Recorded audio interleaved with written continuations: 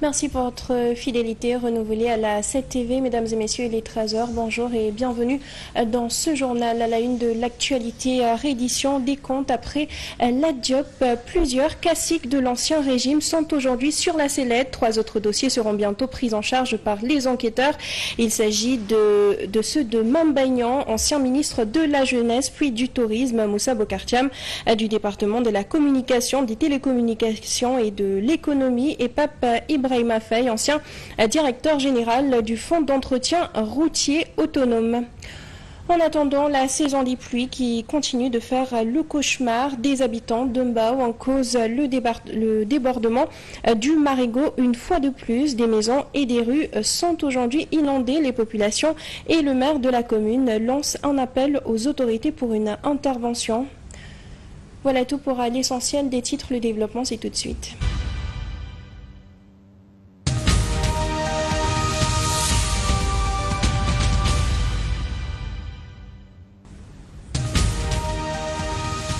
Nous le disions tantôt, reddition des comptes, la machine judiciaire est en marche après l'arrestation de la Diop. D'autres profils, notamment ceux de l'ancien régime, sont sur la sellette, entre autres d'après certains médias. Moussa Bocar Thiam, Mambagnan et l'ex-DG du FERA, Pape Ibrahima Faye, qui seront donc bientôt auditionnés. Des manquements graves auraient été constatés dans leur gestion des deniers publics d'après des rapports d'enquête des corps de contrôle de l'État sur plusieurs milliards de francs CFA. D'après le quotidien L'Observateur, Mambagnan, lui, sera entendu sur la gestion du programme des domaines agricoles communautaires, le PRODAC, dont il assurait la tutelle en tant que ministre de la Jeunesse à l'époque des faits présumés. Moussa Bocar Thiam, de son côté, devra s'expliquer sur les recettes générées par les opérateurs de téléphonie mobile et le fonds d'aide à la presse. Pape Ibrahima Faye, lui, sera interpellé sur les montants dépensés dans la réalisation des infrastructures routières relevant du FERA.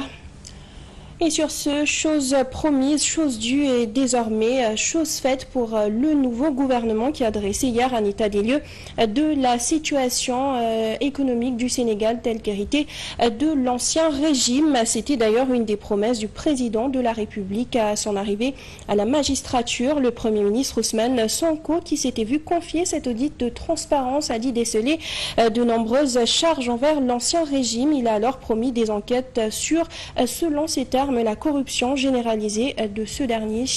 État des lieux d'abord et reddition des comptes ensuite. Voilà les 2 points principaux sur lesquels le gouvernement a voulu communiquer. Sur le premier aspect, le ministre de l'économie n'y va pas par 4 chemins. Selon lui, la situation est tout simplement catastrophique. Le déficit budgétaire a été annoncé à une moyenne de 5,5% du PIB sur la période 2019-2023. Mais en réalité, il a été en moyenne de 10,4%, soit près du double. La dette publique a été annoncée en moyenne à 65,9% du PIB durant la période 2019-2023. Mais en réalité, elle a été en moyenne de 76,3% du PIB en raison des déficits publics plus élevés que publiés. Et pourtant, le carnage ne se limite pas là. Au-delà de ces chiffres sur le déficit et la dette, l'audit a également révélé que le surfinancement du trésor public d'environ 605 milliards de francs CFA à fin 2023 a été utilisé pour payer des dépenses non budgétisées et des dettes connues de l'État. Pour le Premier ministre, l'explication de cet état de fait est aussi simple qu'il ne paraît. Non seulement ils ont manipulé les chiffres, mais toute cette manne financière qui a été captée par le Sénégal a été détournée pour une très grande partie de ses objectifs pour enrichir les autorités politiques. Et c'est justement là que la reddition des comptes entre en question. Les faits seront décortiqués de façon particulièrement transparente, claire et objective. Les responsabilités situées et les personnes susceptibles d'avoir eu à commettre des faits contraires ou en infraction avec la loi pénale en subiront toutes les conséquences de façon rigoureuse. Toutefois, selon le nouveau régime, la situation n'est pas irrécupérable, car en plus des ressources et du potentiel du pays, des mesures seront prises pour ramener le déficit budgétaire à 3% du PIB et la dette en dessous de 70% dans des délais raisonnables. Encore que pour cela, les Sénégalais devraient se serrer la ceinture. Et toujours sur la question, Ousmane Sonko a promis de situer les responsabilités. Hier, il a d'ailleurs nommément cité des noms, entre autres Macky Sall ou encore Amadou Ba. En tant qu'acteurs politiques, nous avons promis aux Sénégalais que nous les mènerions au sommet du gratte-ciel. Et je confirme ici que par la volonté de Dieu, nous le ferons. Et même si nous avions quelques éléments de preuve que la situation du pays n'était pas au beau fixe, nous étions loin de nous imaginer que les choses étaient si catastrophiques.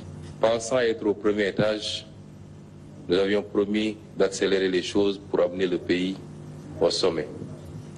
Après l'inventaire et l'état des lieux, nous nous rendons compte que nous trouvons le pays au 4e sous-sol.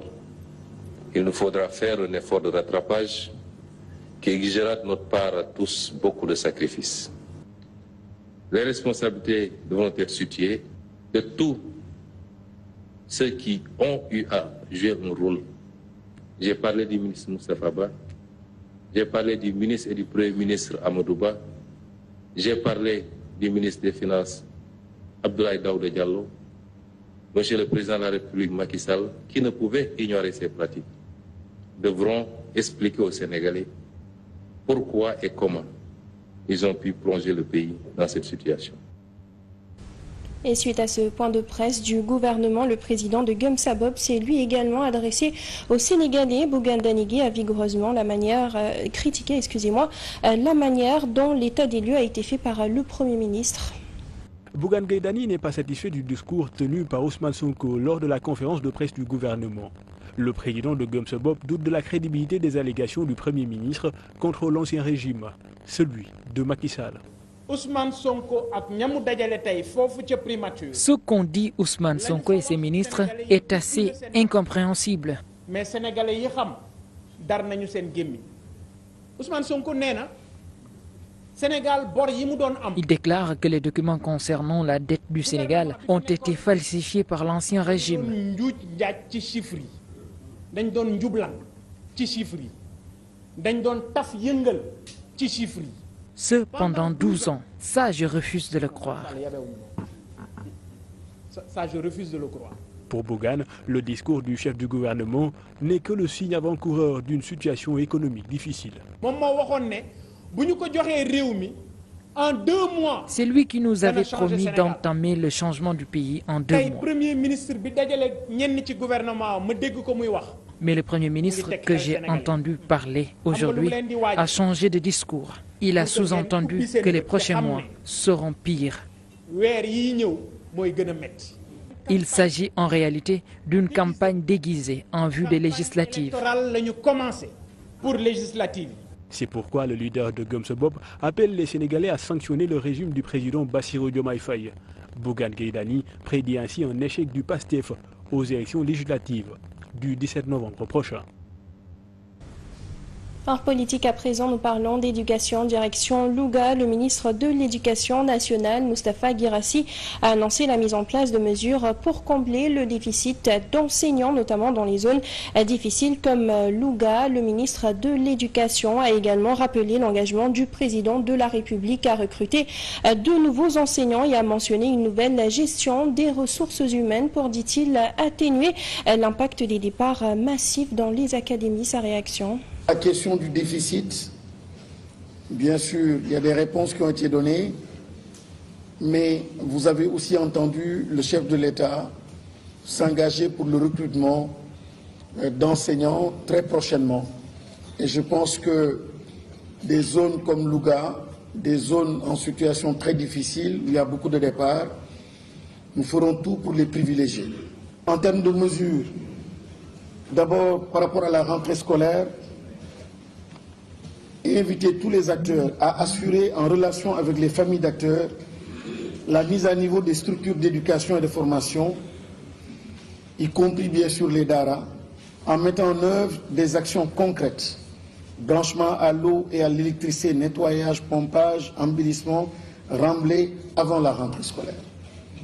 Mais encore une fois, cette mesure n'aura de sens que si elle est portée par un leadership, Les instructions ont été données par la plus haute autorité ou par les plus hautes autorités. Et puis nous en parlions dans les titres, la saison des pluies vécue durement par les populations de Mbao depuis peu. Ils sont inquiets avec le débordement du Marigot. Avec les fortes pluies de ces derniers jours, des maisons et des rues sont sous les eaux. Les populations demandent une intervention de l'État. Leur réaction ainsi que celle du maire de la commune de Mbao à suivre dans nos prochaines éditions. En attendant, retour sur la journée d'hier avec le 22e anniversaire du naufrage du bateau Le Diola. Les familles des victimes se sont rassemblées au cimetière de Mbao pour rendre hommage aux défunts. Elles ont renouvelé leurs appels, notamment aux nouvelles autorités, pour que justice soit enfin rendue. Oui, je suis là pour recueillir des prières. Je demande au bon Dieu de l'accorder au paradis. Je demande aussi à l'État pour qu'il aide les enfants.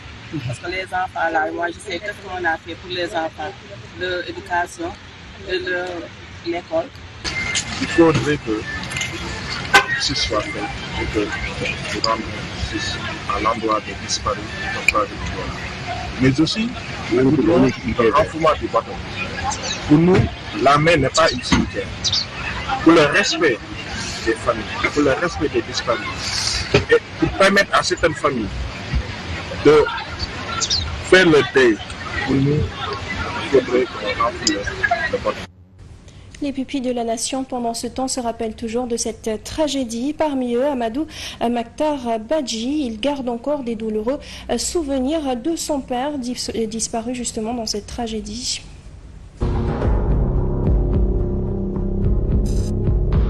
La nuit du 26 au 27 septembre 2022 est sans doute la plus tragique de l'histoire du pays. 22 ans après le naufrage du bateau Le Diola, les familles des 1863 victimes sont toujours meurtries et les orphelins ont toujours du mal à faire leur deuil. Parce que à chaque 26 septembre, voilà, c'est quelque chose qui revient, la douleur, la tristesse, voilà, de la manière dont nos parents sont partis.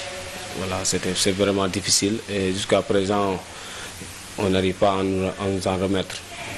Cœur meurtri, Amadou Makhtar Badji garde toujours des souvenirs de son père, comme si les événements se sont passés aujourd'hui. Les périodes de fête, à savoir que ce soit les tabaski ou bien les Korités ou bien les fêtes de décembre, voilà, il réunissait tout le monde. C'était quelqu'un qui voulait rassembler la famille, communion ensemble. Voilà, c'était quelqu'un qui était vraiment ouvert. Voilà, il avait un grand cœur.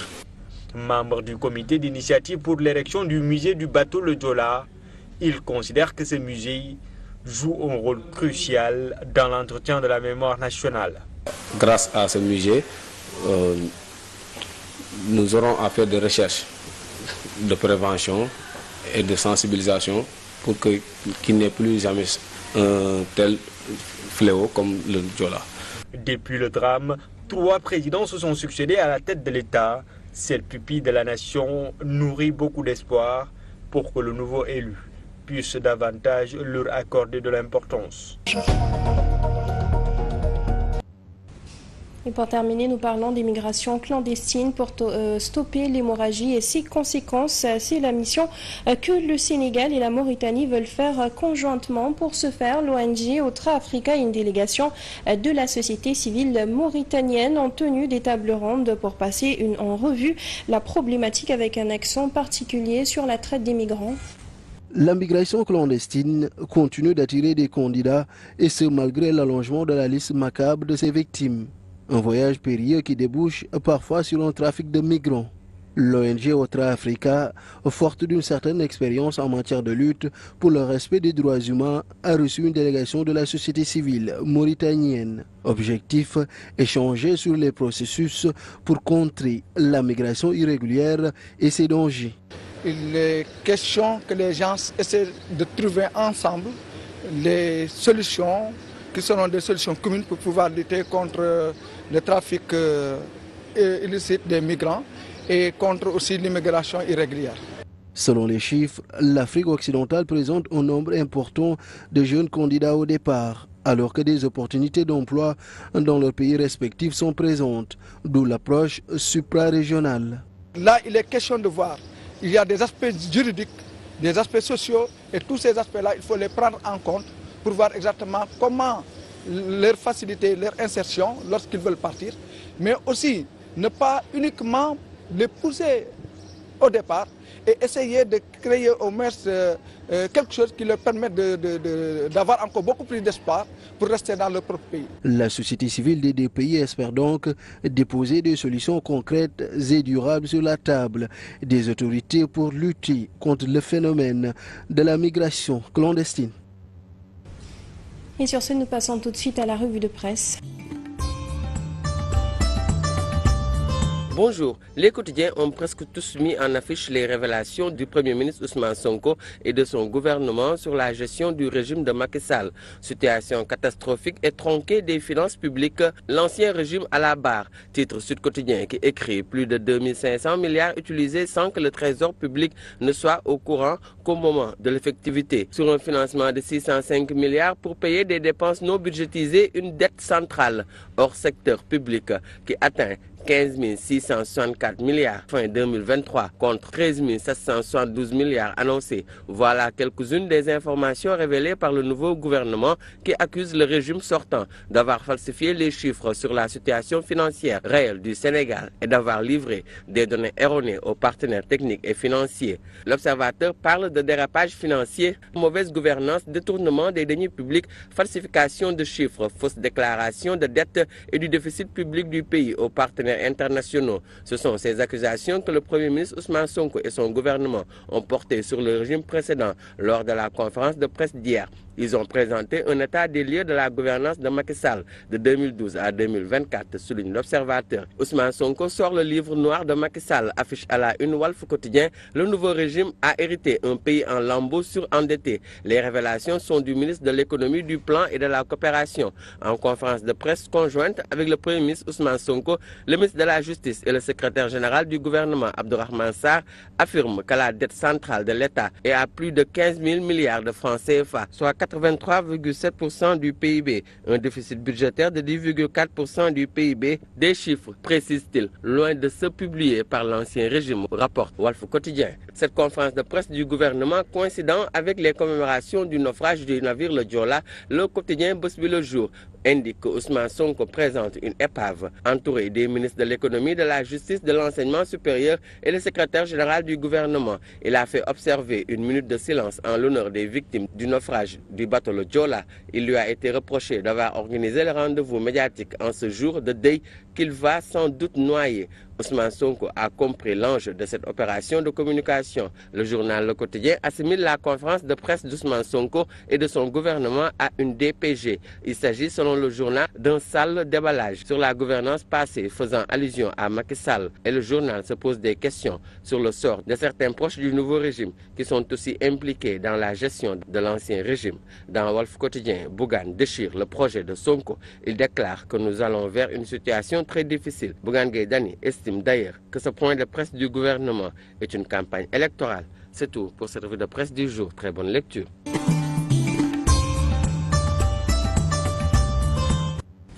Et c'est la fin de ce journal. Merci à vous de l'avoir suivi. À 14h, comme toujours, vous avez le Wolof. Merci, bonne suite de programme sur la 7 TV.